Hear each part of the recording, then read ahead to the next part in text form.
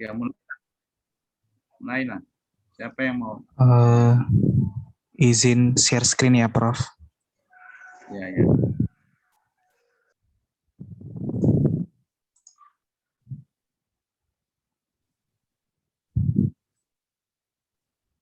Apakah sudah kelihatan, Prof dan teman-teman?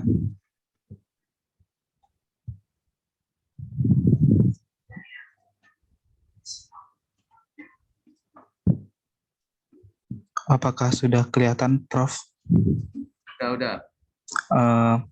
Baiklah, Prof. Kemarin pada asistensi sebelumnya, sebelum menentukan sampelnya, Prof kemarin menyuruh saya untuk menguji validitas dan reliabilitasnya terlebih dahulu. Sebelumnya, Prof, topik tugas akhir saya analisis pengaruh work-life balance terhadap turnover karyawan generasi milenial. Jadi sebelumnya Prof menyuruh saya untuk menguji validitas dan reliabilitas dari kuesionernya. Dan hasilnya ada beberapa yang tidak valid, Prof.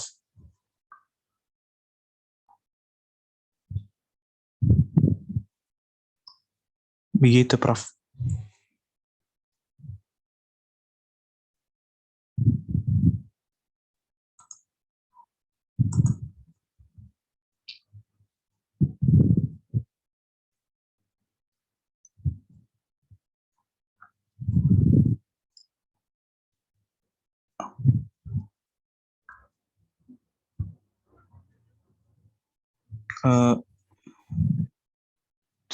Mic-nya dimatikan, Prof.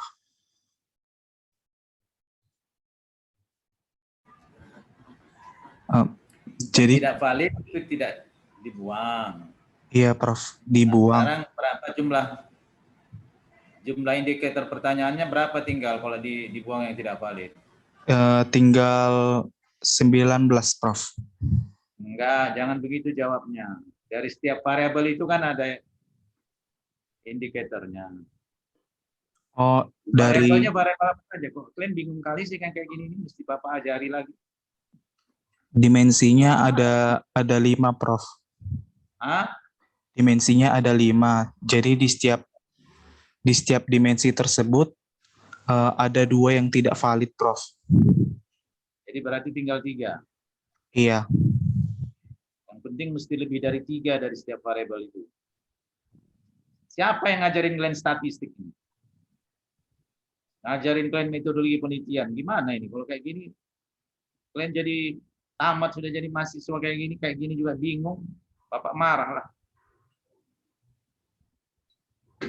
Waktu belajar statistik nggak ditanya rupanya ini. Nggak diajarkan ini statistik. Hah? Diajarkan, Prof. Jadi kenapa mesti kayak gini? Mesti nunggu bapak lagi baru selesai. Kalau udah kayak gini nggak perlu lagi ditanya. Kalau tidak valid dia dibuang. Soalnya kemarin, Prof, saya belum tahu sampelnya, Prof.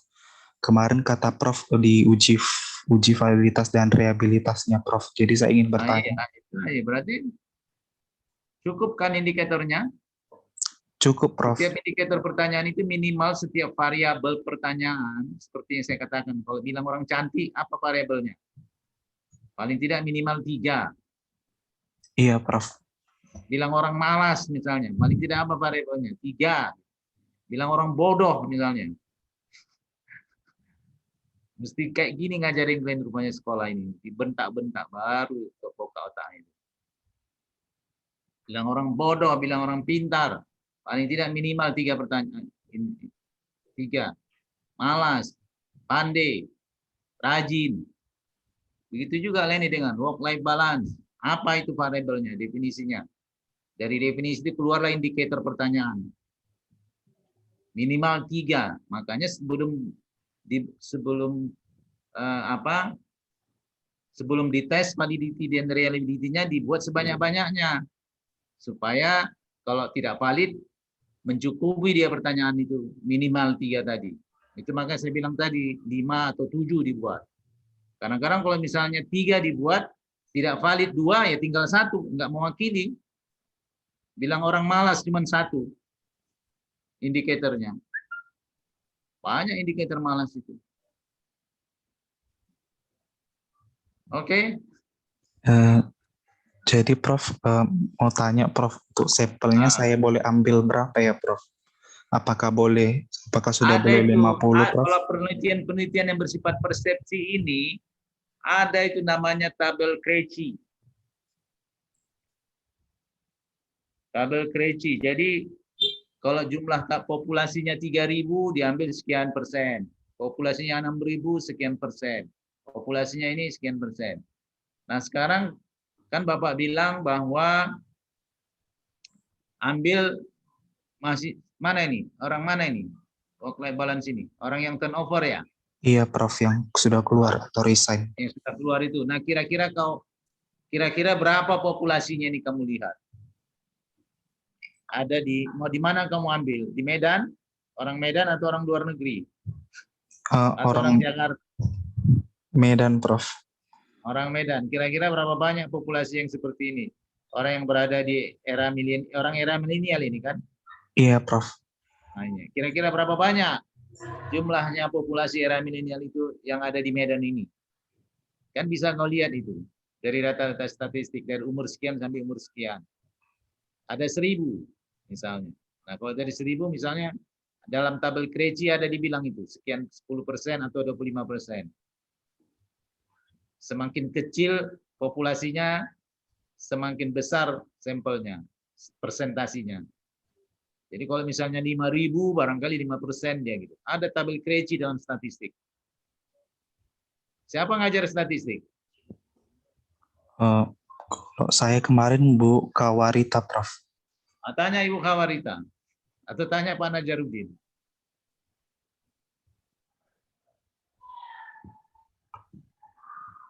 Udah. Ya, makanya dalam kuliah itu bertanya, jangan mendengar aja. Ada itu semuanya ketentuan menentukan sampel itu. Kalau yang bersifat persepsi, bersifat populasi yang besar, penelitian sosial, kalau misalnya menentukan waktu standar, log sampling, ada semuanya. Berapa jumlah sampelnya dan bagaimana merandomnya, cara-cara merandomnya. Itulah belajar statistik itu. Ya, statistik itu gunanya untuk kepandaian klien, keahlian klien di dalam meneliti. Nah, salah satu melatih meneliti itu ya inilah namanya membuat riset ini. Kenapa kita perlu meneliti? Karena setiap kita merencanakan perlu data, perlu kebenaran. Nah, perlu kebenaran itu ya dari riset. Ya, sudah Ricardo. Iya Prof. Oke. Berarti saya lanjutkan ya Prof.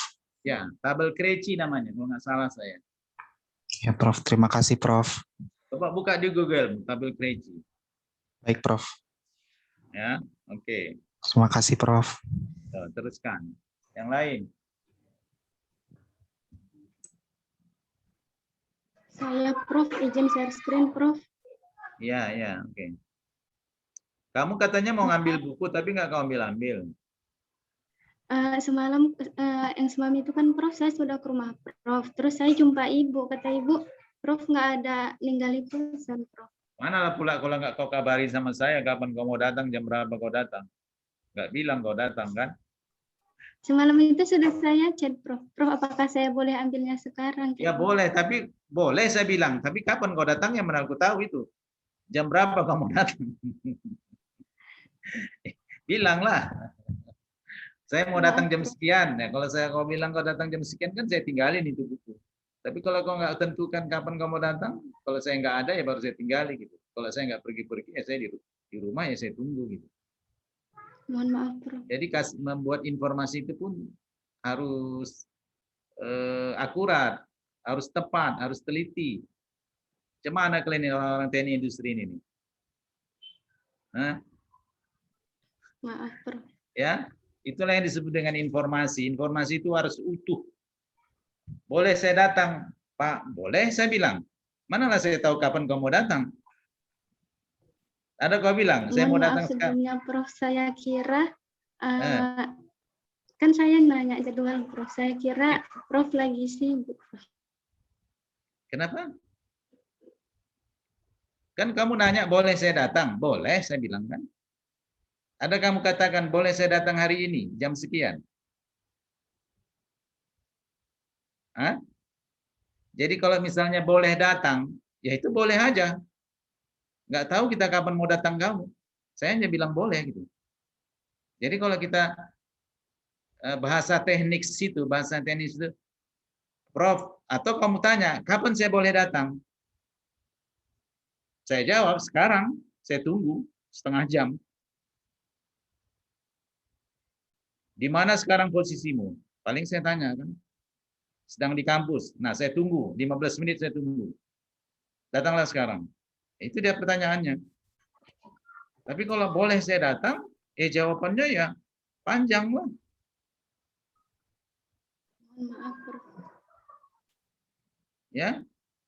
Nah, itulah makanya kalau dalam riset itu ya, dalam riset itu nggak boleh bikin pertanyaan seperti itu. Apa?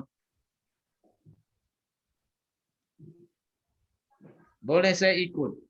Boleh. Ikut kemana? Kan harus jelas. Kapan? Jam berapa? Oke lah, terus. Jadi kan Prof, judul saya itu analisis pengaruh teknologi terhadap harmonisasi manusia pada era revolusi industri. Sebelumnya itu saya buat harmonisasi secara umum Prof. Jadi Prof bilang sebaiknya harmonisasi saya itu dalam kajian ilmu teknik industri Prof. Jadi berdasarkan buku yang sudah Prof berikan sama saya juga, jadi tujuan dari penelitian saya itu setiap perubahan teknologi yang terjadi akan merubah kehidupan sosial, cara kerja, dan organisasi.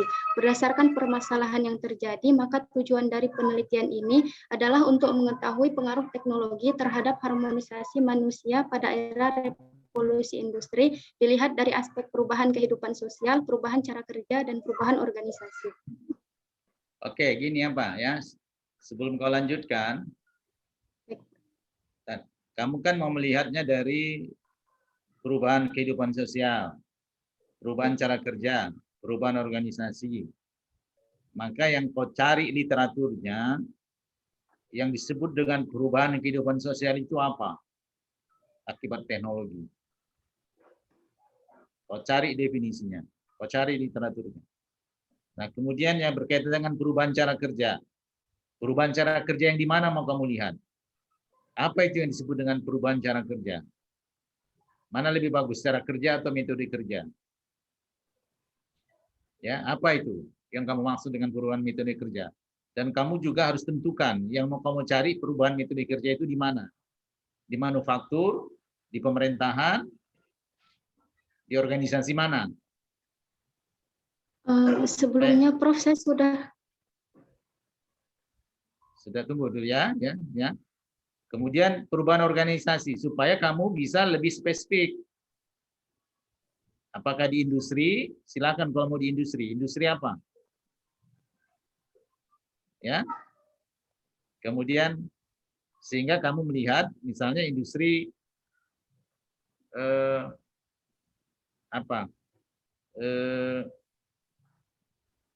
industri apa sih yang sebenarnya sangat relevan dengan perubahan teknologi ini dari 1.0 sampai 4.0.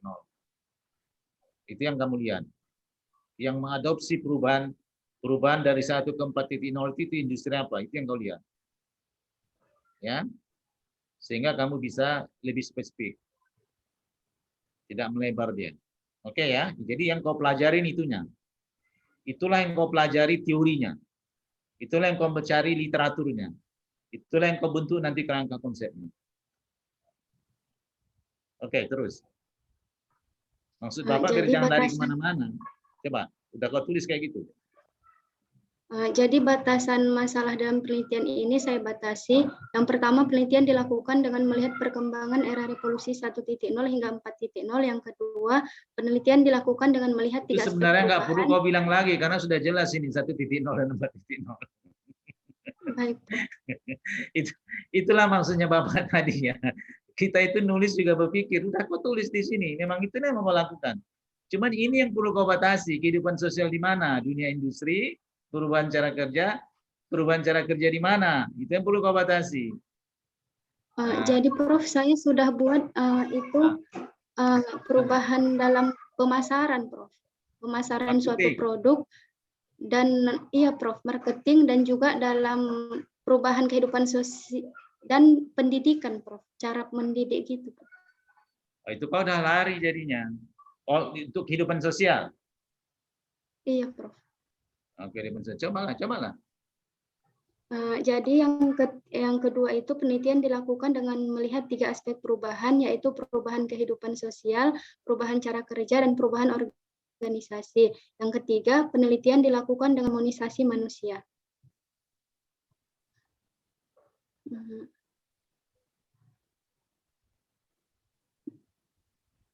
Jadi selanjutnya itu pada bab 3 saya buat ruang lingkup studi literaturnya itu setiap perubahan teknologi yang terjadi merubah kehidupan sosial, cara kerja, dan organisasi. Maka ruang lingkup studi literatur yang digunakan dalam penelitian ini meliputi 1. Perkembangan teknologi pada era revolusi industri 1.0, 2.0, 3.0, dan 4.0. Nah, ini apa? Perubahan kehidupan sosial, perubahan cara kerja, dan perubahan organisasi akibat perkembangan teknologi. 3.2 itu. Sebentar. Ya, Prof. Ini sebenarnya kau perlu kau tulis lagi. Karena sudah jelas di situ. Yang perlu kau jelaskan di sini, site-nya itu di perusahaan apa yang mau kau lihat perubahan apa itu? Perubahan cara kerja itu. Cara kerja siapa yang mau kau lihat? Di organisasi apa yang berubah yang mau kau lihat? Itu yang perlu ditentukan. Nah, itu ngerti yang saya maksud? Karena nggak akan semua kau lihat kan? Ngerti. Iya, Prof. Atau di lokasi mana mau kamu lihat? Kayak gini, Prof. Ini saya sudah ada buat sedikit Prof 4-nya untuk menanyakan sama Prof aja, Prof. Kira-kira kan ini Prof, pengumpulan data dilakukan dengan mengumpulkan studi literatur yang berkaitan dengan perkembangan teknologi pada era revolusi industri 1.0 hingga 4.0. Selanjutnya dilakukan pengumpulan studi literatur tentang perubahan-perubahan dalam kehidupan manusia berupa perubahan kehidupan sosial, perubahan cara kerja, dan perubahan organisasi akibat kemajuan teknologi. Yang pada 4.1 itu saya jelaskan dulu Prof, perkembangan teknologi pada era revolusi industri. Dan pada 4.2-nya Prof, saya buat pengaruh teknologi akibat pada 4.2-nya pengaruh teknologi terhadap perubahan kehidupan sosial, cara kerja, dan organisasi. Perkembangan teknologi pada era revolusi industri menyebabkan banyaknya perubahan-perubahan yang terjadi dalam kehidupan manusia. Perubahan pola hidup yang serba cepat atau semakin instan tentu menyebabkan terjadinya perubahan pada kehidupan sosial, cara kerja, dan organisasi. Jadi pada 4.2.1 itu saya buat pengaruh teknologi terhadap perubahan kehidupan sosial, cara kerja, dan organisasi dalam bidang pemasaran, Prof. Jadi selanjutnya itu saya buat berikut merupakan studi literatur yang menjelaskan tentang pengaruh teknologi terhadap perubahan kehidupan sosial, cara kerja, dan organisasi dalam bidang pemasaran. Jadi di sini saya jelaskan jurnal-jurnal yang mengatakan perubahan sosial dalam bidang pemasaran, Prof. Hanya di bidang pemasaran aja. Selanjutnya itu terus. Enggak, Prof. Jadi di sini saya buat dulu grafik perbandingan dampak positif dan negatif. Selanjutnya itu saya buat kayak gini, Prof. Pengaruh teknologi terhadap perubahan kehidupan sosial, cara kerja, dan organisasi dalam bidang pendidikan, Prof. Jadi di sini saya kumpulkan juga jurnal-jurnal yang mengatakan pengaruh teknologi itu terhadap pendidikan, Prof. Terus saya buat juga grafiknya dampak positif dan negatif dari pengaruh pengaruh teknologi tersebut, Prof. Gimana ya, Prof? Apa saya boleh membuat seperti jadi nanti di analisisnya saya buat pengaruh kerja dan pada perubahan organisasinya, Prof. Nah, kamu nggak begini, nggak melihat dari perubahan itu dari 1.0 ke 2.0 ke 3.0 ke 4.0. Nggak kamu bisa, nggak kamu lihat kayak seperti itu. Kalau ini kan global kali dia.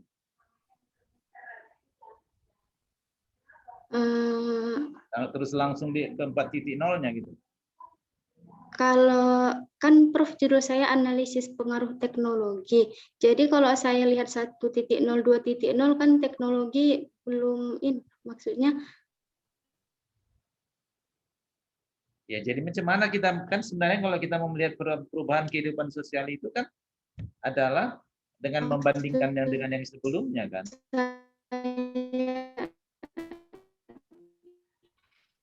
Misalnya tadi dari sisi marketing terjadi perubahan sosial, terjadi perubahan kehidupan, terjadi perubahan cara kerja, terjadi perubahan organisasi di dalam marketing.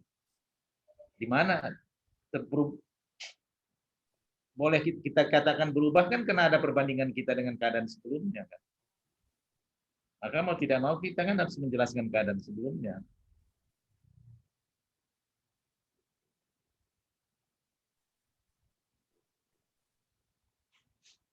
Oh, kalau kayak gini, Prof, kan kalau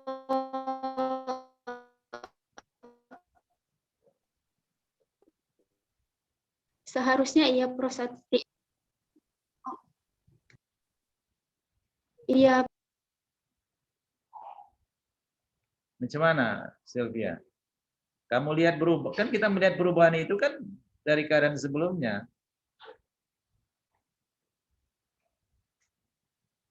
Jadi Apa Prof, yang kalau berubah? misalnya Misalnya saya SD, fokuskan anak SMP sama anak SD, bagaimana perilaku sosialnya? Anak SMA, SMP dengan SD dibandingkan, SMA dengan SMP dibandingkan. Setelah mahasiswa dengan SMA kan dibandingkan perilaku sosial mahasiswa misalnya. Kan begitu yang mau dilihat. iya, Prof.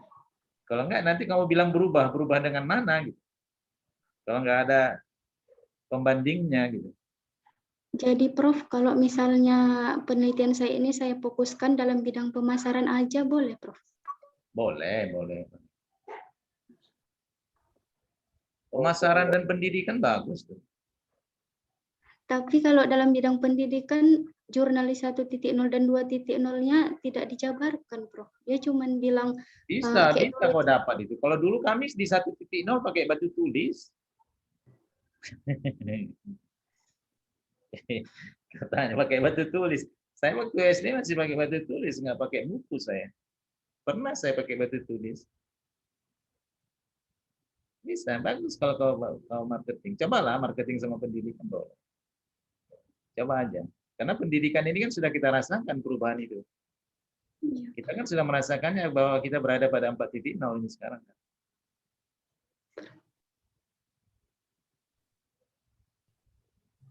Ya kan? Bagaimana orang belajar dulu?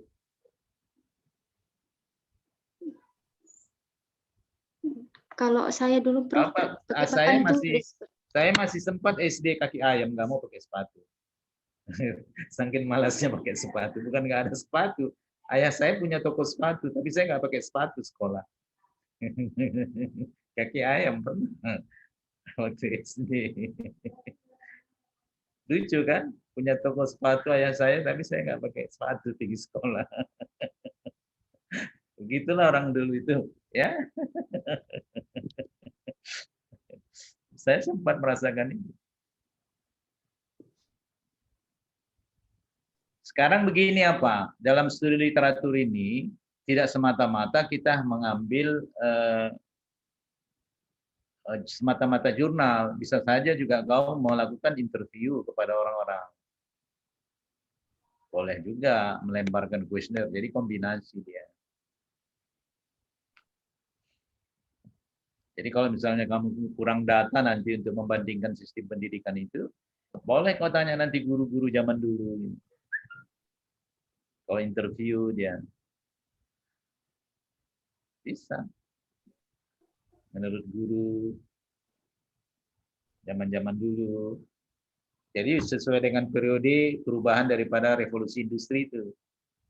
Jadi kau tanya bagaimana metode pendidikan zaman dulu pada 1.0, 2.0, 3.0.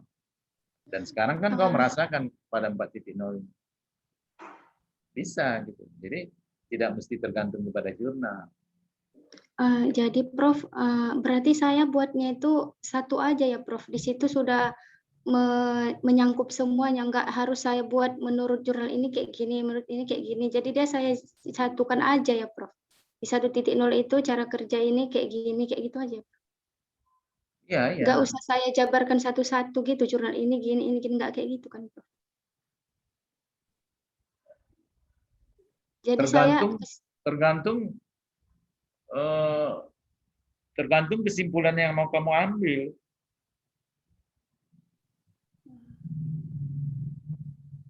Tergantung pembahasan yang mau kamu ambil. Kalau memang pembahasannya itu diperlukan kita jabarkan, kita jabarkan. Tapi kalau tidak diperlukan hanya sebuah intisarinya aja, ya cukup intisarinya. Jadi itu situasional daripada apa yang mau kamu hasilkan.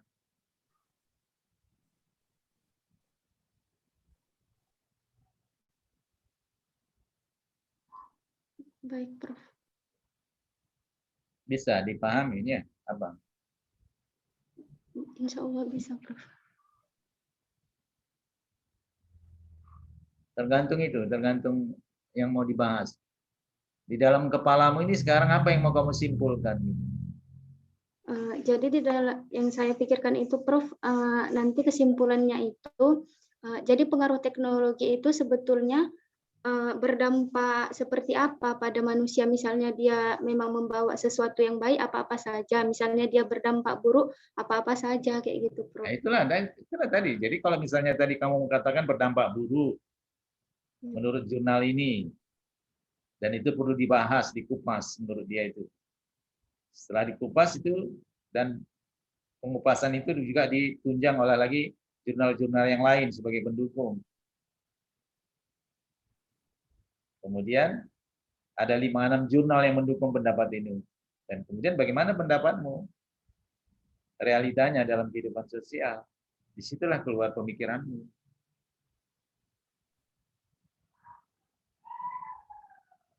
Baik, Prof. Ya. Baik, Prof. Makanya kamu dari sekarang sudah harus berpikir yang disebut dengan perubahan sosial itu apa indikator-indikatornya. Apa negatifnya, apa positifnya kalau kamu lihat situ. Kemudian perubahan cara kerja itu. Apa indikator-indikator perubahan cara kerja itu? Dari sisi marketing. Apa negatifnya dan apa positifnya. Kamu sudah harus paham lah itu. Begitu juga tadi kalau melihat dari sisi pendidikan.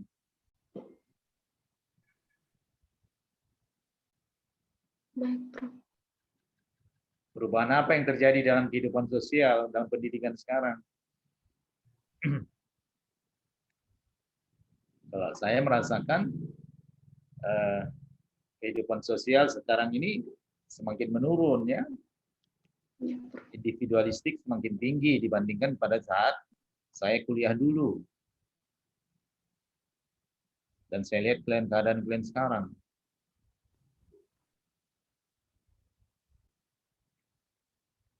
Begitu juga pada saat SD ya. SMP, SMA. Itu dulu kehidupan sosial kita cukup baik. Kita ikut bermain bola waktu SD. Habis pulang sekolah bermain-main, berkumpul. Sekarang mana ada lagi ya? SD sibuk dengan pulang sekolah, sibuk dengan pekerjaannya di rumah kan? Sibuk dengan HP. Sibuk dengan teknologinya, dengan HP-nya, dengan apanya, nggak ada lagi bermain-main keluar. Kehidupan sosial itu berubah, masyarakat berubah. Jadi kebersamaan menjadi hilang. Individualistik semakin tinggi. Gitu. Ya, saya masih merasakan untuk jaga malam itu bergantian pada saat mahasiswa saya waktu SMA di kampung. Saya masih merasakan membersihkan paret rame-rame, gotong royong di kampung, masih merasakan itu. Sekarang udah nggak ada lagi, pakai uang LSM, tapi nggak dikorek juga paretnya. Dikoreknya sekali setahun. Itu pun setelah dikoreknya, ditinggalkannya di pinggir paret itu tanahnya dan batunya kan. Seminggu kemudian jatuh lagi tanah dan batu itu ke paret. Atau menjadi tinggi. Apa itu? Pasar itu, pinggiran pasar itu ya kan, menjadi menggunung. Itulah yang terjadi. Kalau dulu nggak terjadi seperti itu. Karena memang gotong royong dan sama-sama memindahkan yang kotor itu, membersihkan itu. Itulah kehidupan sosial zaman dulu. Dan itulah sebenarnya yang diinginkan Jepang kembali 5.0 itu, maksudnya seperti itu. 5.0 yang sekarang yang disebut Jepang itu kembali kepada kehidupan sosial zaman dulu.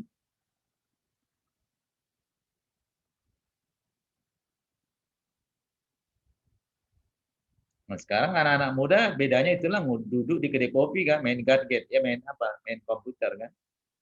Ngobrol sendiri-sendiri ya kan. Duduk di kedai kopi ngobrol sendiri-sendiri main komputer ya kan. Dengan mejanya sendiri-sendiri. Kalau dulu tidak ada itu. Duduk di kedai kopi rame-rame ngobrol. Nggak main sendiri-sendiri. Itu kan perubahan-perubahan kehidupan sosial. Nah, itu yang sebenarnya kalau interview orang-orang zaman dulu itu pasti kan kau dapat perubahan-perubahan sosial.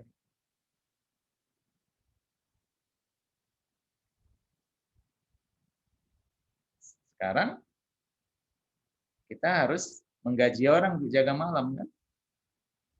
Kalau dulu nggak ada itu kita gaji, gantian kita. Bertanggung jawab bersama-sama menjaga keamanan di kampung itu.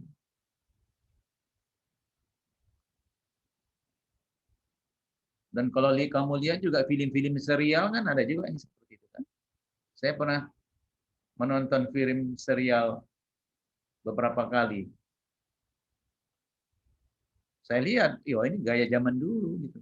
Mereka menjaga kampungnya dari ada orang yang mau melakukan perampokan, ada orang yang melakukan pembakaran. Mereka yang menjaga, tidak mengupah orang dia. Kalau sekarang kan kita upah polisi. Kita upah orang yang menjaga. Apa namanya? Sekarang apa namanya itu? Hansip ya, apa namanya sekarang?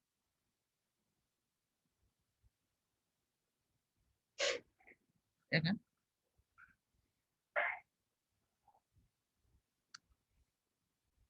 Kalau kalian pesta sekarang pakai event organizer ya kan? Kalau dulu nggak ada event organizer. Yang ada keluarga yang membantu semuanya. Masak gotong royong. Masak nasi, merendang, ya kan, rame-rame. Berkumpul sekeluarga. Jadi dalam seminggu itu bisa saja di rumah kita itu meriah. Karena orang tua kita mau mengawinkannya kan. Meriah dia masak rendang, masak ini dan itu. Sekarang pakai IO. Dulu organisasinya tolong menolong antar keluarga dan orang kampung. Sekarang pakai IO, itulah perubahan organisasinya.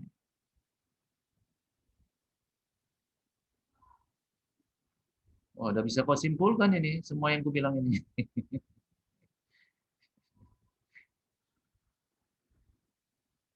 Ya. Kalau dulu, saya nggak tahu kalian sekarang ya. Kalau saya waktu kuliah dulu, kami terbiasa itu numpang sama kawan pergi kuliah. Misalnya dia punya sepeda motor. Nggak akan pernah dia itu, nggak akan mungkin dia itu sendiri bawa sepeda motor itu.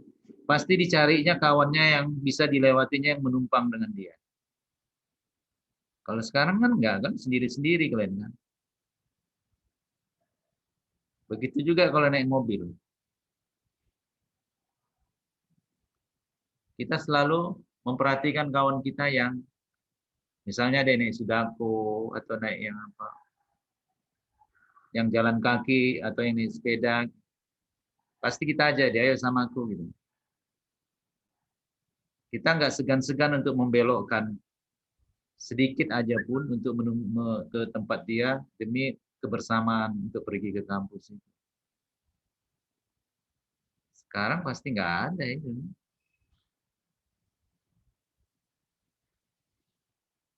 Dulu masih punya grup-grup belajar, artinya di rumah si A, di rumah si B, di rumah si C, di rumah si D, pindah-pindah ngumpul di kamarnya belajar berdiskusi. Sekarang perasaan nggak ada lagi pengaruh teknologi itu.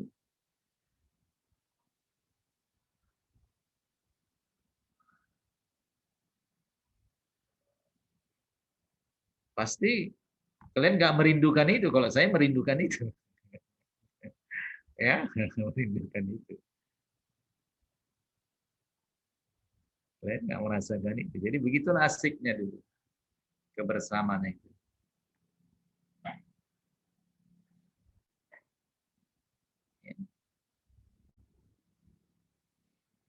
Jadi saya satu angkatan sama Pak Rahim. Itu Pak Rahim itu kamar dia itu kamar kos dia itu tempat ngumpul.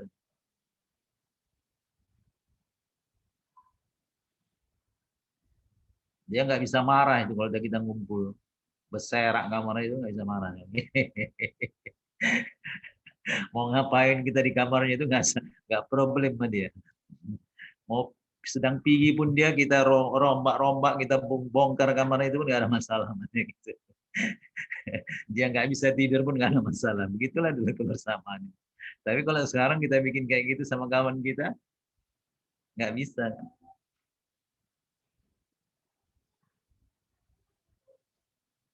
Ya, Pak Rahim itu termasuk karena dia kos di Padang Bulan ini ya kan rumah kan jauh-jauh ya kan. Sekarang aja yang banyak orang tempat kos, kalau dulu kan jarang orang walaupun jauh dia tetap orang yang misalnya tinggal di Tanjung Merawa pun dia tidak kos di sini. Kalau sekarang kan kalau kalian tinggal di Tanjung Merawa mungkin kalian cari kos di sini. Kalau dulu tidak. Oke, ya Sylvia. Jadi tidak semata-mata kalau kamu kekurangan data dari literatur, kamu bisa melakukan survei, membuat kuesioner.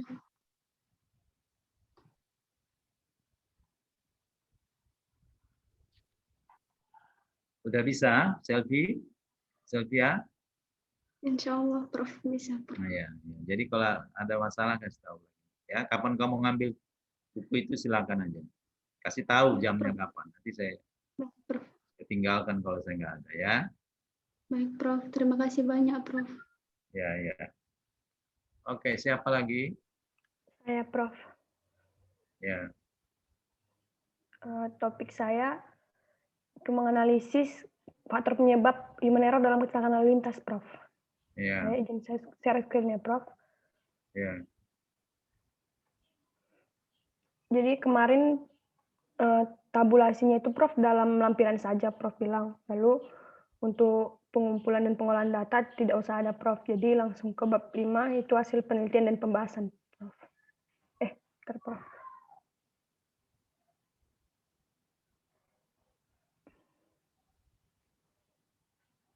Sebentar, Prof.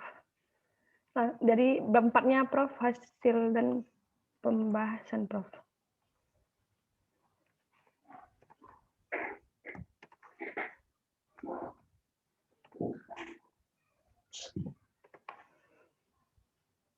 Jadi itu, Prof, hasilnya terdapat 53 kasus kecelakaan dalam laporan final KNKT dari tahun 2015 sampai 2020.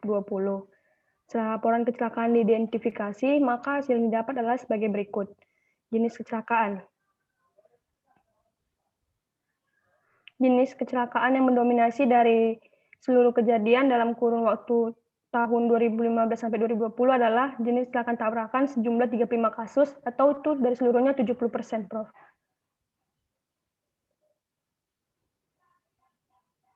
Lalu ada penyebab kecelakaan. Dilihat pada gambar 42 bahwa faktor penyebab utama kecelakaan jalan paling banyak disebabkan oleh faktor manusia, yaitu 32 kasus atau sebanyak 61%. Apa, Selvia? Siapa punya ini, si Rahel ini termasuk studi literatur sebenarnya. Iya, Prof. Cuman dia ada mengambil satu kumpulan data, kemudian dia mencoba mendeskripsikannya. Nah, jadi sebenarnya ini termasuk studi literatur. Jadi sebenarnya kamu mengumpulkan jurnal dan mencoba mendeskripsikannya dari ketiga variabel itu, yaitu perubahan sosial, perubahan metode kerja, dan perubahan organisasi di dalam marketing dan di dalam pendidikan. Nah, kalau dia adalah mencoba mendeskripsikan human error dari semua kecelakaan-kecelakaan yang terjadi, dari data-data kecelakaan yang terjadi pada tahun 2015 sampai 2020. Jadi prinsipnya sama. Cuman kau jurnal kau kumpulkan. Dia data yang sudah ada. Memang dia lebih mudah ketimbang kamu karena kamu mencari jurnal. Itu aja gitu. Data itulah, jurnal itulah yang menjadi data. Kalau dia tidak. Kalau dia datanya sudah ada. Mau diuraikannya data itu terhadap human error, ya. Jadi Pak, prinsip dia ini kamu bisa tiru. Analog dia, analoginya ya. Oke, teruskan apa? Baik. Lalu ada di lokasi kecelakaan, jumlah kecelakaan lalu lintas di Pulau Jawa menempati angka kecelakaan yang tertinggi dibandingkan dengan pulau-pulau lainnya. Dapat dilihat pada diagram berikut bahwa Jawa Barat 18 kasus, Jakarta itu 5 kasus, dan sebagainya. Faktor manusia. Jadi faktor manusia yang merupakan faktor utama penyebab kecelakaan lalu lintas paling banyak di Jawa Barat dengan jenis kecelakaan tabrakan.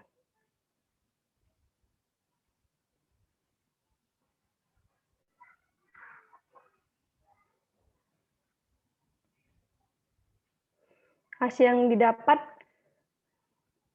setelah menganalisis dengan domino Hendrix bahwa faktor yang menyebabkan human error dalam kecelakaan adalah ketidakhati-hatian, ketidakwaspadaan, ketidaktaatan, ketidaktepatan, ketidaktahuan, ketidakcakapan, dan kelelahan.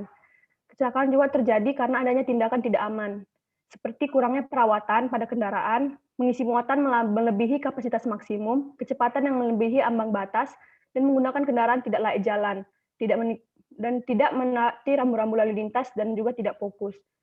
Lalu kondisi yang tidak baik juga menjadi faktor penyebab kecelakaan, seperti misalnya jalanan menurun, berliku, curam, cuaca hujan, cuaca panas dini hari, kurang pencahayaan dan rambu-rambu terhalang benda dapat menjadi faktor. Namun menjadi faktor pendukung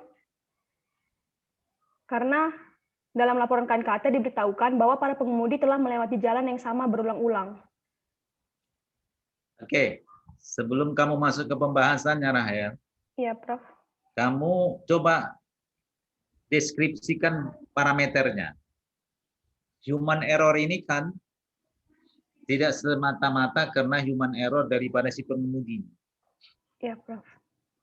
Ya kan? Jadi Ya. human error, misalnya ngantuk, itu human error karena si pengemudi. Iya, Prof. Ya kan?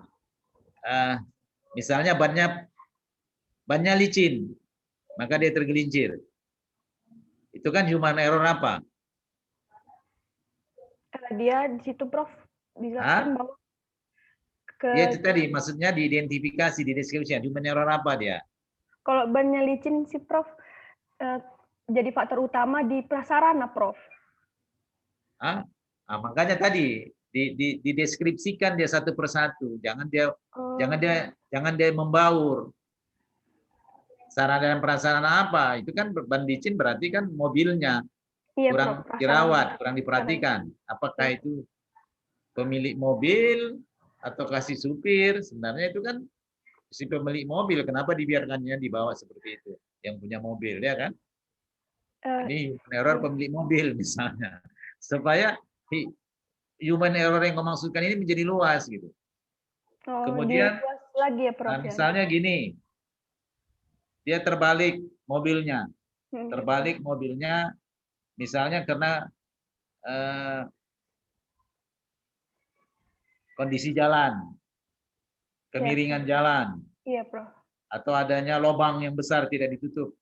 Nah, ini human error siapa? Human error penyebab utamanya bukan human error daripada si pengemudi, tapi human error akibat jalan tidak dirawat, tidak Iya, diperbaiki. Maka ini tanggung jawab siapa? Tetap human error dia. Oh, jadi diluaskan gitu ya, Prof? Ah, dibuat seperti itu. Kalau seperti itu, Jangan Prof. seolah-olah human error itu human error global. Tapi Iya, Prof. human error karena si infrastruktur daripada jalan tol tadi misalnya. Kalau itu saya Atau ulas karena sedikit boleh konstruksi nggak, jalan. Prof? Hah?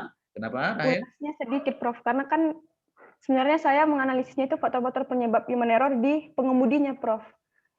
Enggak, jangan di pengemudi semata. Kalau kayak gitu terlalu dangkal nanti penelitian. Oh, iya. Baik, Terlalu Prof. dangkal. Kamu harus bisa mengklasifikasikan itu. Saya izin bertanya, Prof. Ya Yang kan? Nanti kalau kena human error kena supir, kalau kesalahan supir semata-mata, human error itu. Tapi kamu harus bisa mengklasifikasikan ya, Prof. Terhadap si pemilik, misalnya mobil sewa, ya ke pemilik mobil itu kan juga harus memaintain daripada mobil itu. Iya. Jangan diperbolehkan misalnya jalan kalau sudah bannya licin, gitu. Iya. Kenapa dikasih dia jalan licin, gitu. Iya, iya. Jadi kamu katakan ini kesalahan daripada pemilik mobil, pengusaha mobil, kenapa dibiarkan berjalan. Jadi Prof, saya misalnya Prof, saya menjelaskan lagi yang dalam diagram ini ya Prof, misalnya dalam faktor sarana. Karena memang Prof di laporannya Prof dijelaskan juga faktor manusianya, faktor prasarananya. Baru Prof kesimpulannya itu kayak memberi saran kepada wilayah jalan itu Prof, misalnya pemerintah jalan untuk gini Prof mengapai rambu-rambu lalu lintas. Tapi itu saya masukkan memang di faktor sarana Prof menjadi penyebab utamanya Prof. Jadi ya, tapi itu kan human error juga. Human iya, error Prof. siapa? Jadi maksudnya di faktor sarana ini saya menjelaskan juga faktor-faktor pendukungnya. Ya, faktor human error yang human terjadi. error-nya gitu ya, Prof. Iya. Faktor manusia pendukung gitu ya, Prof ya.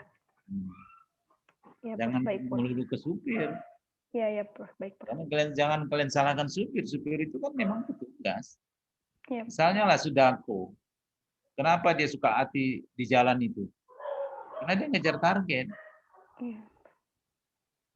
Ya kan? Karena dia harus mengejar setoran yang harus dibayarnya misalnya 200.000 per hari. Kalau dia nggak ugal-ugalan, nggak dapatnya 200.000 itu. Ngejar target. Saya pernah jadi supir Sudako. Ya, saya pernah jadi supir Sudako dan saya juga pernah bawa truk Medan Padang. Jadi saya tahu situasi itu. Ngejar target. Baik. Itu Prof, apa Ya, saya gitu nggak bisa, nggak dapat target itu. Bayangin, sempat dia nggak dapatnya 300.000. Iya, Prof. Kalau dia dapat 200.000, ya 200.000 ya untuk pemilik mobil. Dia nol bawa pulang ke rumah, nggak makan keluarganya. Jadi kalau setoran 200.000 minimal dia harus cari uang 300.000. Itulah maka dia ugal-ugalan. Ya. Nah itu. Tapi Prof, kalau misalnya saya bisa Prof menjabarkannya lagi Prof. Namun di tujuan saya itu Prof dan literatur yang saya dapat, Prof, itu ke pengemudinya, Prof. Jadi itu tujuannya apa? Bisa nanti diperbaiki, bisa nanti. Oh ya, Prof. Ya, Prof. Baik, Prof. Ya, bisa diperbaiki. Kalau supir aja nanti nggak apa, seolah-olah kita selalu menyalahkan supir, Ya, Prof. ya kan? Menyalahkan supir. Supir Iya, itu Prof. kan Seperti pekerja, petugas. iya, Prof.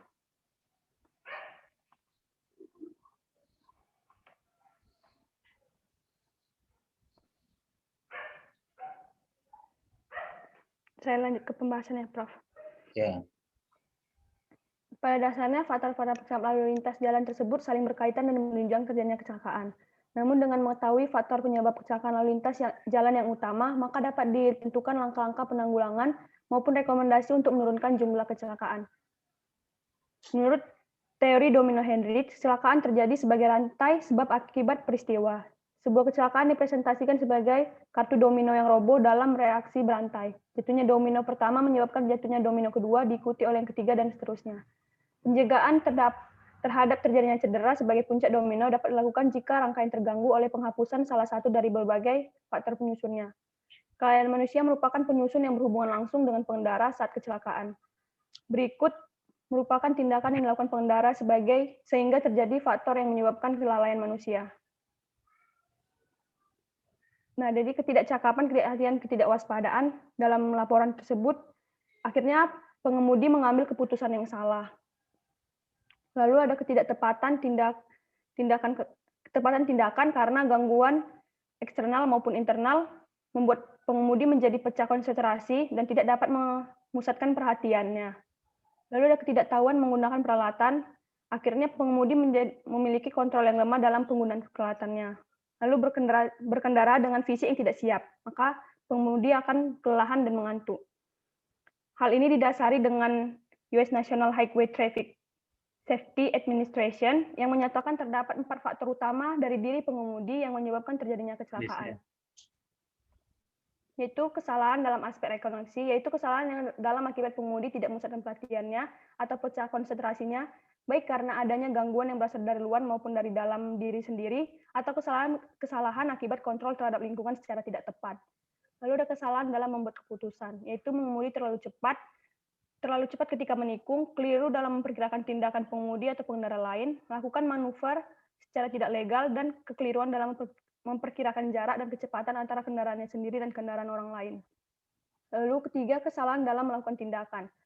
Termasuk di dalamnya adalah overcompensation, kontrol yang lemah terhadap arah atau tujuan. Lalu ada kesalahan lain seperti mengantuk, kelelahan, dan lain sebagainya. Keterampilan pengemudi atau pengendara secara fisik saja tidak mencukupi untuk mengemudi atau mengendara secara aman. Ketika mengemudi kendaraan, situasi yang dihadapi pengemudi setiap saat berubah dengan cepat. Pengemudi harus selalu memusatkan perhatiannya dan mempersepsikan apa yang akan dihadapi. Lalu ada tindakan-tindakan korektif yang menurut Hendrich, yaitu ada dalam tahap engineering itu melakukan tindakan pengendalian bahaya melalui desain produk ataupun perubahan proses. Yang kedua ada education, memberikan pelatihan pada pekerja tentang semua aspek keselamatan, meminta komitmen manajemen bahwa keselamatan pekerja merupakan fokus utama. Lalu ada enforcement, kedisiplinan dalam penerapan atau pentaatan pada peraturan, kebijakan, atau prosedur-prosedur yang berlaku. Lalu bab 5-nya, Prof.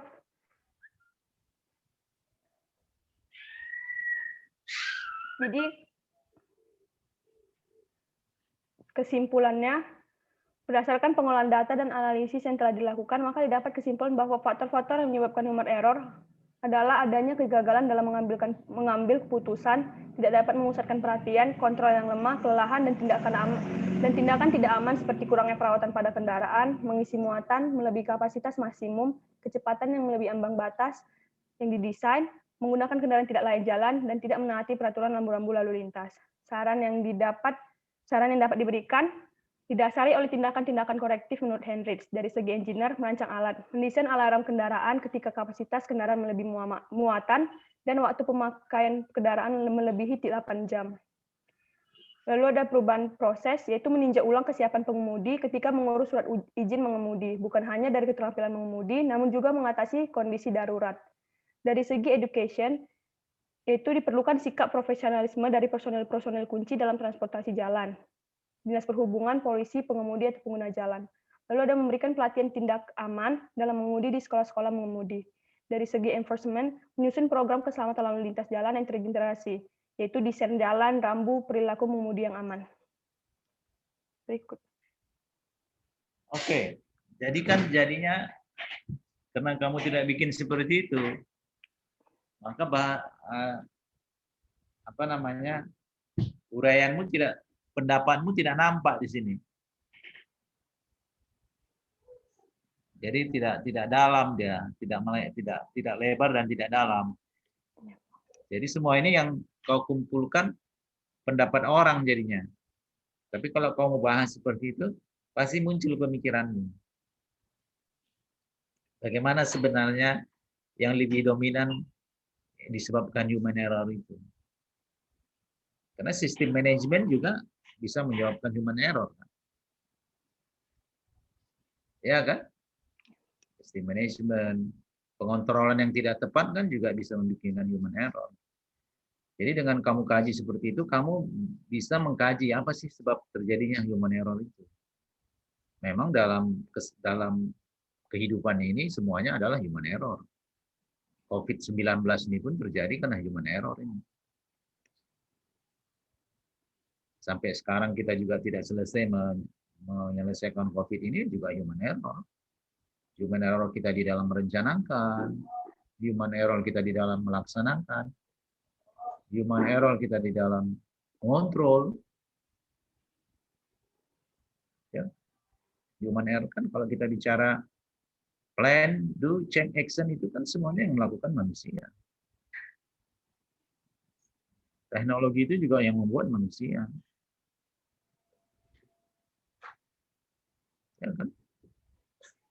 Pertanian itu, buah itu semua yang nanam kan kita. Beras itu kita yang nanam, yang bangun itu kan semua kita. Yang menggali itu semuanya kan kita. Semuanya gimana ya? Kesalahan manusia. Prof. Tapi kalau sudah manusia jadi rakus, pasti banyak kali human error. Jadi kan kerakusan manusia sebenarnya ini terjadi sekarang di dunia ini. Mau berkuasa, mau memiliki harta yang banyak, ya kan? Mau paling kaya, mau paling mengatur, mau paling memimpin, mau jadi dia yang paling pintar, yang paling betul, ya kan?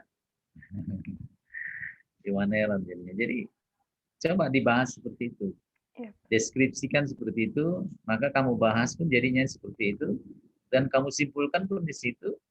Makanya sebenarnya human error itu disebabkan yang paling di mana sebenarnya? Kalau Bapak sebenarnya lebih kepada eksekusinya, gitu. Karena eksekusi nggak dilakukan sesuai dengan perencanaan. Seperti jalan tol kita, apakah itu sudah dikerjakan menurut standarisasi jalan tol? Saya kira belum. Saya bisa merasakan jalan tol yang pertama, ya Medan Tanjung Merawa, Medan Belawan, itu jauh lebih baik ketimbang jalan tol yang baru sampai ke tebing itu. Goyang mobil kita naik itu. Tapi kalau tol yang lama bagus. Jadi konstruksinya nggak betul, perencanaannya nggak betul. Mungkin perencanaannya betul, tapi pelaksananya nggak baik karena nggak dikontrol. Jadi bahannya nggak sesuai dengan spesifikasi. Kan semuanya persoalan manajemen. Jadi Bapak kepingin kamu mengupas itu gitu. Mengupas sebenarnya di mana sih human error yang sebenarnya yang terjadi? Prof, misalnya kan tujuan awalnya itu menganalisis faktor penyebab human error pada pengemudi, Prof. Jadi saya buat tujuan utama itu menganalisis human error dalam kecelakaan lalu lintas. Lalu tujuan khususnya menjadi menganalisis faktor-faktor penyebab human error dalam pengemudi, Prof. Biar jadi Ya, tapi akar masalahnya kenapa pengemudi seperti itu? Seperti yang saya katakan tadi. Akar masalahnya apa? Kenapa pengemudi jadi ugal-ugalan? Ngejar target. Yang dikejarnya target itu siapa? Ya karena dia harus mengejar setoran. Nah, kenapa dia ngejar setoran? Nah, begitu juga si pemilik mobil tadi, kenapa harus dibuatnya target seperti itu? Kalau enggak, dia tidak beruntung. Ya kan? Saya misalnya pemilik mobil. Kalau nggak saya bikin 200, maka break even point saya nggak kembali. IRR-nya nggak dapat saya. Karena mobil itu 2 tahun sudah harus saya jual kembali. Saya harus beli baru, karena maintenance-nya mahal. Kan begitu sebenarnya, dari sisi sudut ekonomisnya. Nah, di sini yang salah siapa? Kenapa di negara lain orang tidak ugal-ugalan supir? karena lebih mapan. Ya, sebenarnya kan harus ada kapasitas. Untuk Sudako, berapa sih jumlah yang harus dilalui yang boleh diperbolehkan untuk Sudako itu? Berapa untuk bus? Kan ada kapasitasnya. Nah, ini persoalan apa? Persoalan perencanaan dan pelaksanaan. Nah, siapa ini? Salah si supir. Enggak salah. Salah dia juga sih, Prof, tapi Salah enggak. si supir. Jadi kenapa terjadi di situ? Nah, itu yang Bapak kepingin tahu ngupasnya. Jadi jangan salahkan supir. Aku pun juga mantan supir kalau Sudako. Aku ngejar target sama bapakku ya kan. Walaupun Sudako itu Sudakonya bapakku ya kan. Tapi aku ngejar target ya kan. Kenapa bapakku kan juga harus kalau enggak dia rugi lah ya kan. Nah, kenapa? Karena dibiarkan orang tidak dibatasi izin Sudako kan, harus dibatasi.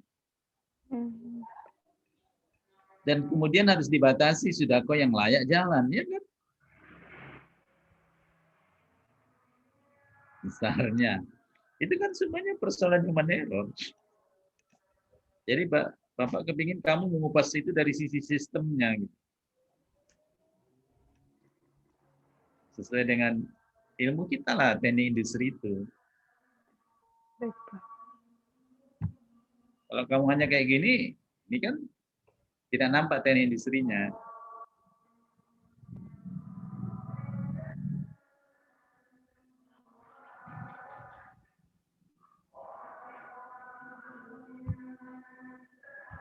Baik, Prof. Oke ya. Saya udah paham ya. Ya teruskanlah. Nanti kalau sudah Bapak buat seperti itu, nanti kamu kirim sama Bapak hard copy-nya biar Bapak periksa lagi. Karena kalau Ya, dari baik. sini Bapak nggak bisa nggak bisa teliti lagi karena dengan kelemahan dengan online ini bagi saya lebih teliti kalau membaca hard copy-nya daripada ini. Baik, Prof.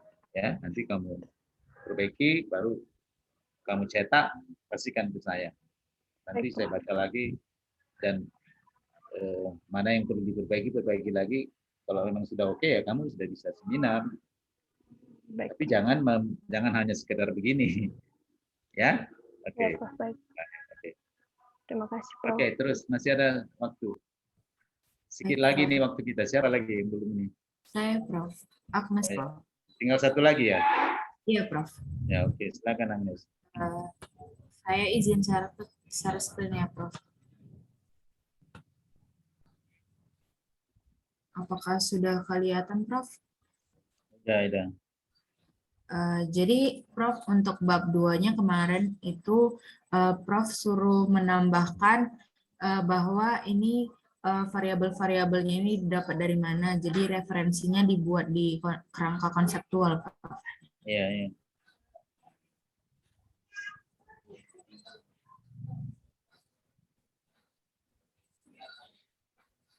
Jadi sudah saya buat untuk yang kuliah offline dan online-nya, Prof. Ya, oke. Selanjutnya, Prof, untuk bab 3-nya, Ya, Eh, terus. ja-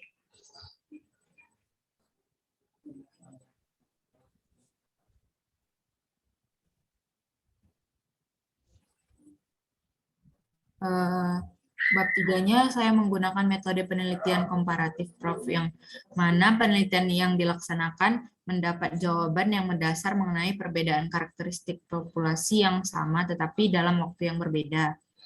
Peneliti menggunakan instrumen berupa kuesioner kepada responden. Lalu yang 3.2-nya lokasi dan waktu penelitian. Penelitian ini dilakukan di seluruh fakultas Universitas Sumatera Utara. Lokasi ini dipilih berdasarkan objek penelitian yang ingin dijangkau oleh peneliti, yaitu mahasiswa yang pernah mengikuti kuliah offline dan online.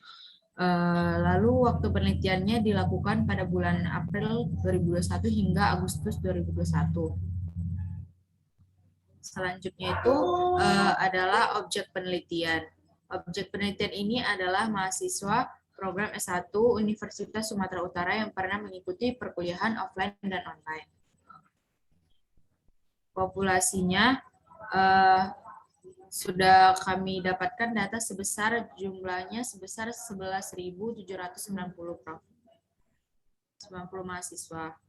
Lalu unit samplingnya itu sebanyak 15 fakultas yang mana terlampir pada laporan ini, Prof. Udah dibuat kuesionernya? Sudah, Prof. Kalau udah dibuat kuesionernya, udah saya baca kuesionernya. Itu aja lah. Belum, Prof. Ini lagi mau di ini. Udah seperti siapa punya tadi? Siapa namanya? Si Si Ricardo tadi? Alfie, Prof. Siapa tadi? Si Ricardo atau si Ragu? Ricardo, Alfie. Prof. Oh, Nah, Ricardo. ya, Prof. Jadi setiap variabel itu minimal 5 lah. Kalau menurut saya sebaiknya 7 pun. Supaya nanti kalau hilang 2, 3 dia nggak masalah gitu. Saya buatnya satu variabel 5 indikator pertanyaan, Prof. Coba tambah lagi. Karena nanti kalau hilang 2, nanti tinggal 3 gitu. Jadi Tiba-tiba hilang 3, tinggal 2 gitu. Bisa aja Kira-kira nanti dia nggak cocok. ditambah Saya berapa kira ya, itu Prof? aja lah. Teruskan ini, tambahkan 1-2 lagi, ya 7 lah paling tidak. Nah, kemudian kamu ujilah reliability dan validity-nya. Ini kan kuesioner yang kamu karang sendiri kan? Iya, Prof. Nah, kalau yang kamu karang sendiri harus diuji reliability dan validity-nya. Setelah kamu uji mana yang tidak terpakai, mana yang tidak valid, itu buang. Jadi kalau nanti 4, 5 tidak valid, buang, pakai yang 1, 2, 3. Baik, Prof. Jadi kalau menguji reliability dan validity ini nggak perlu kamu gunakan sampel seluruh fakultas, ambil aja sampelnya anak teknik industri supaya bisa cepat. Baik, Prof. Ya, supaya bisa cepat. Tapi nanti pada saat penelitian lanjutannya kamu nggak boleh menggunakan sampel itu lagi. Iya, Prof. Ya kan? Itu tahu kan? Oke. Ya, Prof. Teruskanlah.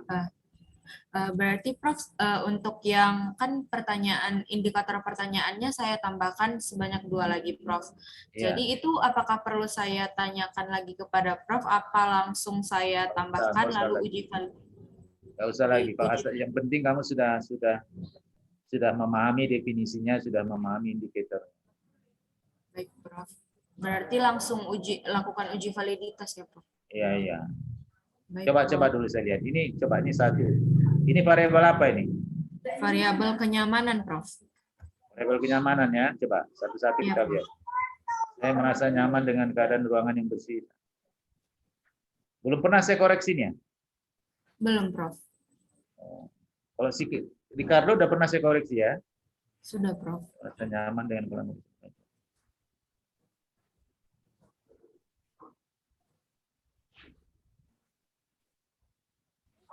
Saya merasa tidak nyaman. Oke, terus. Nah, ini bagus gini kamu bukan itu ya. Bagus ini. Jadi ada yang bikin kontradiksi, jangan merasa tidak nyaman. Coba tambahkan. Tidak Ya. nyamannya itu di mana gitu lagi ya kan? Baik, Prof. Oke. Berikutnya, coba. Ini lingkungan kuliah.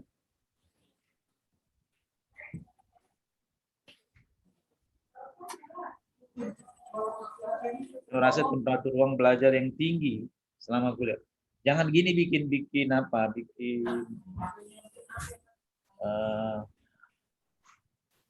Apa? Karena ini nanti subjektif sekali tuh.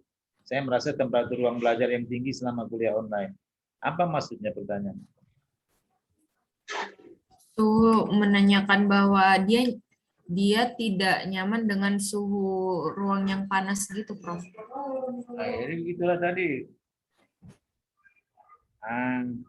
Kuliah online rupanya tergantung dengan biasanya kan ruang offline yang itu yang panas. Kalau online kan bisa dia mencari tempat yang dingin. Enggak? Tapi Prof kan mempengaruhi juga, Prof. Kalau menurut saya mempengaruhi karena jika dia dalam ruangan yang tidak dengan suhu yang tinggi, maka dia akan kalau kayak gitu jangan bilang ruang belajar yang saya merasa temperatur ruang belajar yang tinggi selama kuliah online. Apa? Saya merasa. Apa itu? Pertanyaan. Saya merasa terganggu dengan suara bising dari luar selama kuliah online. Maka itu saya ngerti. Pertanyaan itu saya ngerti. Maka jangan ada suara bising, ya kan? Iya, Nah, Prof. saya merasa temperatur ruang belajar yang tinggi selama kuliah online. Oh iya, Prof. Baik, Prof. Saya merasa terganggu, Prof. Nah, terganggu. Saya merasa tidak cukup. Tapi bagus kamu apakan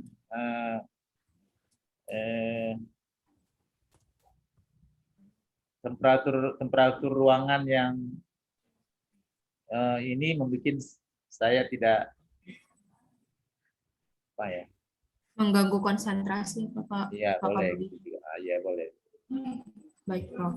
Saya merasa tidak cukup pencahayaan ruang belajar selama kuliah online. Oh, jadi gini langsung. Pencahayaan ruang belajar yang tidak sempurna, yang tidak standar, itu. Ya kan? Akan mengganggu kuliah online. Baik, Prof. Ventilasi mempengaruhi ventilasi udara dalam kuliah online. Ya, jadi jangan semuanya saya merasa. Bisa saja korporasikan pertanyaan itu, ya. Saya sering mencium aroma bau. Nah, ini juga jangan dibilang sering mengganggu, ya. Dalam kuliah online sering diganggu dengan ini misalnya. Baik, Prof. Ya, karena berhubungan dengan apa? Harusnya harus kau kaitkan bahwa kan online ini kan banyak di rumah. Ya kan, artinya kalau suasana di rumah itu yang terganggu kita. Ya. Ya kan? Ini kan yang kamu maksudkan lingkungan yang berada di rumah ini. Iya, Prof. Karena kan kalian online itu kan di rumah gitu. Itu juga para dosen itu kan juga berada di rumah. Jadi kondisi ruangan rumah itu yang tidak sempurna itulah yang kamu jadikan sebagai lingkungan. Baik, Prof. Ya, oke, terus.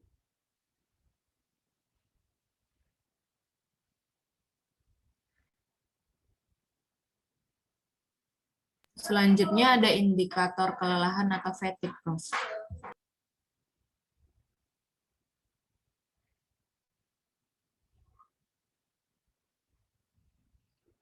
Kenapa rupanya frekuensi perkuliahan terlalu banyak pada saat online dibandingkan dengan offline? Enggak sih, Prof. Cuman Kan sama aja. Iya, Prof. Ya, ini bukan suatu pertanyaan yang perlu ditanya kan? Frekuensinya kan sama. Iya, Prof. Tapi kalau mau tanya apakah frekuensi Anda minta pendapat bahwa frekuensi perkuliahan online itu harus lebih sedikit dibandingkan dengan offline? Silakan kalau itu mau pertanyaanmu. Wah, baik, Prof. Iya kan? Iya, Prof. Saya sebenarnya mau menanyakan itu, Prof. Tapi takutnya untuk yang di perkuliahan yang offline-nya itu, Prof, nggak bisa digunakan, Prof, indikatornya. Ya nggak mesti sama. Dia nggak mesti Hmm, sama. Bisa baik. saja berbeda. Berarti Walaupun kita membanding. Jadi kalau di offline-nya nanti kamu tanya. baik, Prof. Berarti nanti kalau misalnya di Baik. online saya tanyakan frekuensi perkuliahan ini, kalau di offline tidak frekuensi, tidak masalah ya, Prof? Tidak ada masalah. Baik, Prof. Dan ini juga di dalam online ini perlu kamu tanya jam SKS itu kan satu kuliah itu apakah online itu lebih baik, lebih kecil dari yang offline. Misalnya kan kalau satu SKS itu kan 50 menit. 2 SKS menjadi 100 menit. Nah, kalau offline barangkali yang 100 menit itu Anda tidak jenuh. Tidak letih. Tapi kalau yang online Anda kepingin barangkali hanya cukup 1 jam gitu. Itu baru jadi pertanyaan. Baik, Prof. Ini variabel apa ini tadi? Ini variabel kelelahan, Prof. Ya, kelelahan. Kelelahan itu harusnya kalau lihat banyak itu kelelahan mata. Ya kan? Iya, Prof. Tapi, Prof, Kelelahan mata. berarti tidak apa-apa, Prof, kalau misalnya untuk yang kelelahan atau fatigue ini, Prof, variabel indikator pertanyaannya lebih banyak daripada variabel yang lain, apakah tidak Iya, masalah? harus lihat. Iyalah, pasti berbeda itu. Kalau misalnya online itu kelelahan mata, apalagi Kelelahan yang kamu rasakan. fisik, Prof, MSDS, Prof. Nah itu Baik, ya tanpa Prof. terasa memang kan. Iya, Prof.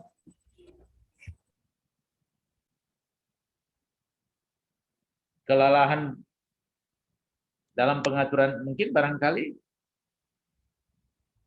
pas dengan offline pasti berbeda. Karena kalau di online barangkali di offline kelelahan apa yang timbul di situ yang kamu rasakan, yang perlu ditanya. Jadi kamu ini lari ke teori apa? Ke teori ergonomics. Iya, Prof. Oke ya. Coba terus. Iya, Prof. Oke, selanjutnya, Prof, ini variabel yang keempat, materi bahan kuliah, Prof.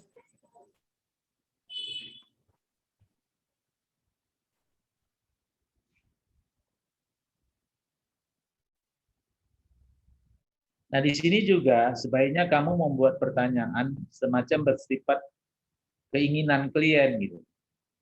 Dari sisi materi. Sebaiknya pada kuliah online itu materinya bagaimana diberikan. Cara materi pemberian materinya bagaimana.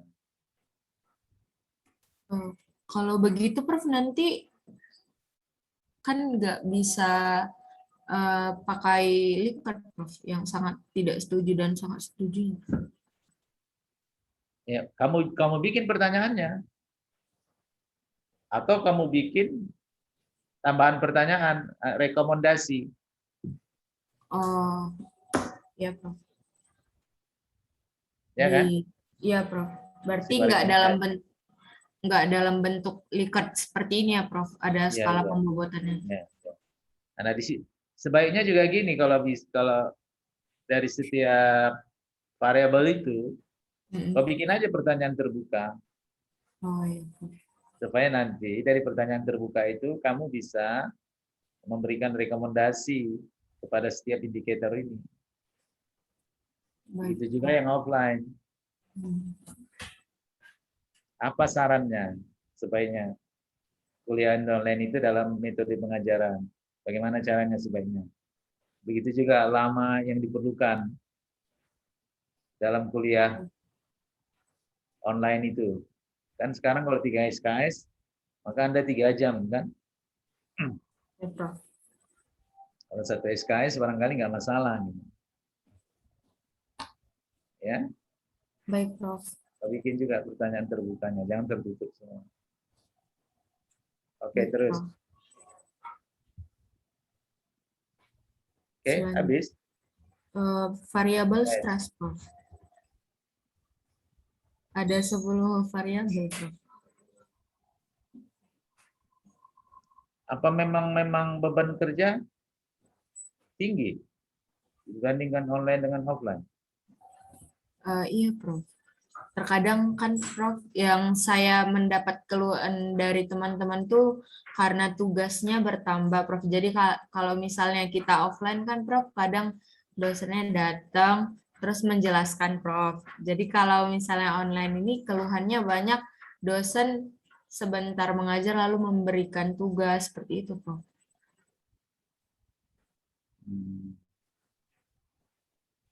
Oke. Nah, ini bikin kalau begitu oke ya nggak apa-apa.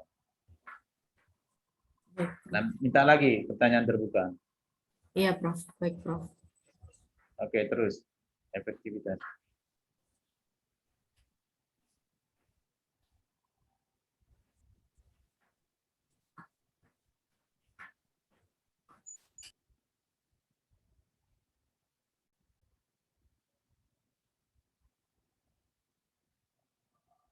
Saya merasa dosen mengelola kelas dengan baik selama perkuliahan online.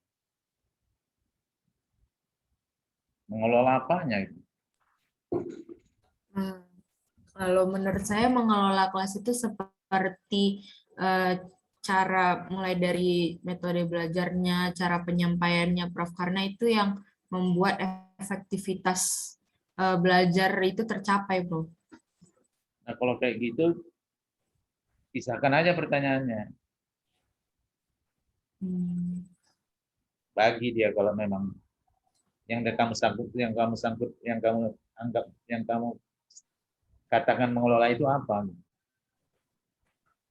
Oh, baik. Tadi kan lebih fleksibel waktunya, merasakan penyampaian dosen dengan baik, merasa motivasi meningkat. Nah, di sini apa? Apa yang dikelola yang kamu rasakan dilakukan dosen itu terhadap kuliah online ini? Apa yang berubah? Apakah dari sisi waktu?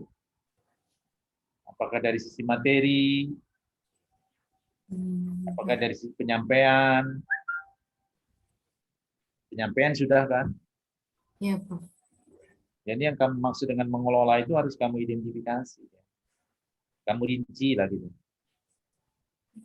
Baik, Prof. Oke ya. Dan bikin lagi terbukanya ya. Baik, Prof. Selanjutnya dari variabel metode pengajaran, Prof. Nah, ya. Ini kan analog lah dengan yang tadi. Iya, Prof. Analog dengan tadi boleh aja berbeda, boleh aja ada yang berbeda. Jadi tidak selamanya harus sama. Gitu. Iya, Prof. Ya. Iya, Prof. Dan Baik. juga di sini juga kamu boleh aja minta saran, gitu. Sehingga dia bisa membandingkan. Bagaimana menurut Anda? Misalnya inilah apa? Ini variabel apa ini? Variabel metode pengajaran, Prof. Nah, coba dia minta pendapat dari temanmu. Sebaiknya bagaimana metode pengajaran yang online dibandingkan dengan offline? Pendapat dia. Baik, Prof. Begitu juga yang lainnya. Ya, Prof. Oke, terus. Selanjutnya dari variabel jumlah peserta, Prof. Tadi juga ada jumlah peserta ya? Tadi enggak, Prof. Tadi metode pengajaran, Prof. Jumlah peserta nggak ada tadi yang online? Di sini, Prof. Hah?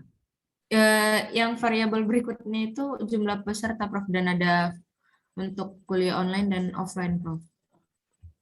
Ya di online kan juga ada juga jumlah peserta kan pertanyaannya kan? Ada, Prof. Nah, ini juga gitu. Oh, ini online. Iya, yang di kiri online, yang di kanan offline, Prof. Offline. Oke. Ya. Nah, ini juga diminta pendapat dia berapa sebaiknya jumlah peserta itu yang online. Ya, Prof. Oke ya, oke. Terus. Selanjutnya adalah variabel interaksi, Prof. Ada beberapa banyak juga variabel ini ya? Ada 10 variabel, Prof.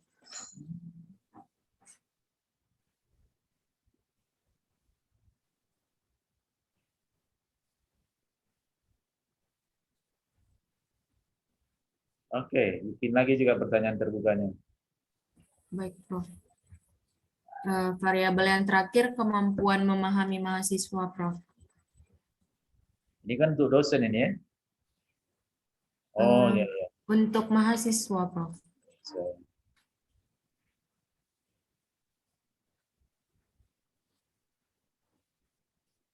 kenapa harus kau hubungkan dengan handphone? Ngobrol. Karena Prof, menurut saya kalau misalnya dalam kuliah online itu kan dosen tidak bisa melihat, Prof. Jadi mahasiswa pasti tergantung niat Bebas ya, belajar. tidak nengok handphonenya, Iya, Prof. gitu. Nah, kalau waktu kuliah tidak berani dia buka handphonenya. Iya, Prof. Karena bertemu secara langsung dengan dosen, Prof.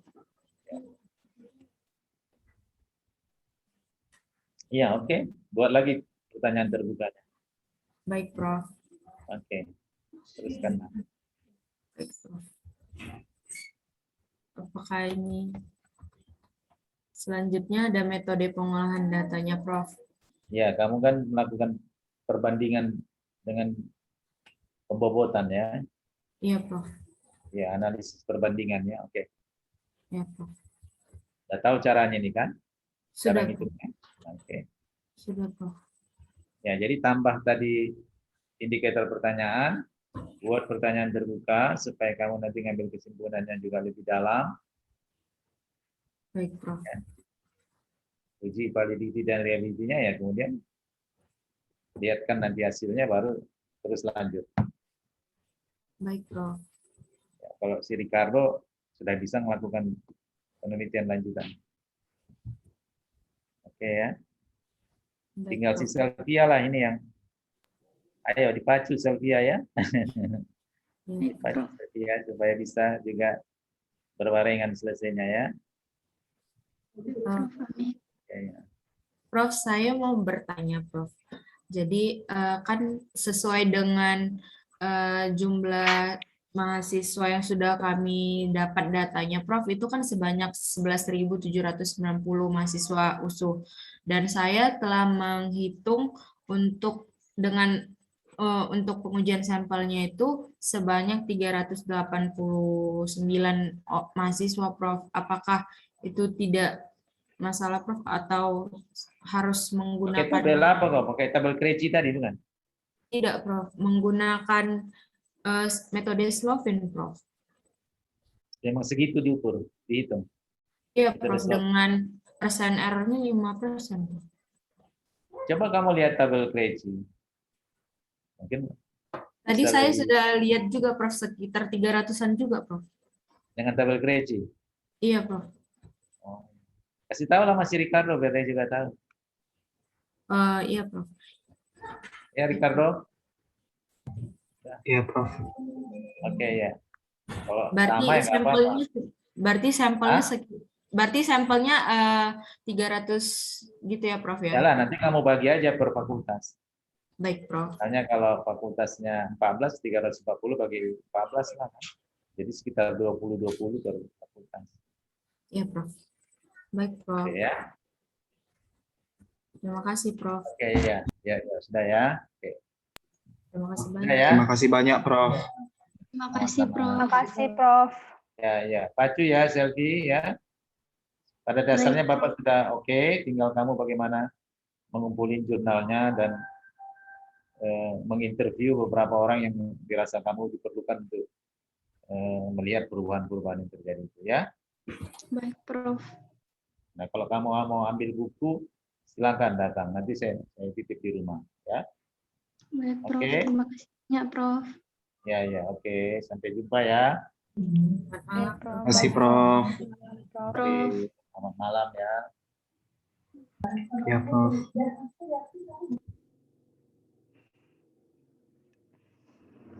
Ngubah lagi ah.